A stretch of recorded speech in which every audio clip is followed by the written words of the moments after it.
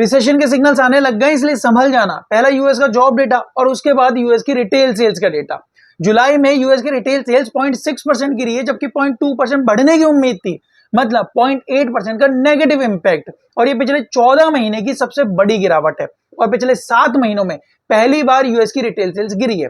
अब तीन चीजों को हमें एक साथ लिंक करके देखना पड़ेगा। पहला यूएस का जॉब डेटा जो नेगेटिव आया है, दूसरा रिटेल सेल्स का डेटा जो नेगेटिव आया है, और सीपीआई इन्फ्लेशन 3.4% पे पहुंच चुकी है। अब देखो दो चीजें, पहला तो यूएस में ग्रोथ कमजोर पड़ रही है और अगर फेड को ग्रोथ से लड़ना है तो उसे रेट कट करना पड़ेगा। लेकिन अगर इन्फ्लेशन को बीट करना है तो रेट को या तो इंटैक्ट रखे या फिर उसे बढ़ा दे, लेकिन उसके चांसेस अब ना के बराबर हैं।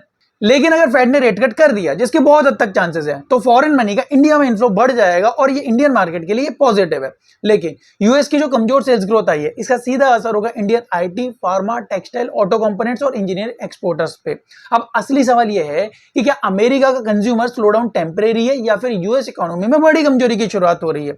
तो इसके लिए हमें आगे के एक दो डेटा और देखने पड़ेंगे। अगर वो भी कमजोर आते हैं तो ये पूरे वर्ल्ड इकोनॉमी के मार्केट के लिए अच्छा नहीं होगा। तो भैया जल्दबाजी में मत रहना, आगे के डेटा देखो, उसके बाद अपने बड़े डिसीजंस लेना और मार्केट की हर अपडेट के लिए मुझे फॉलो कर लेना।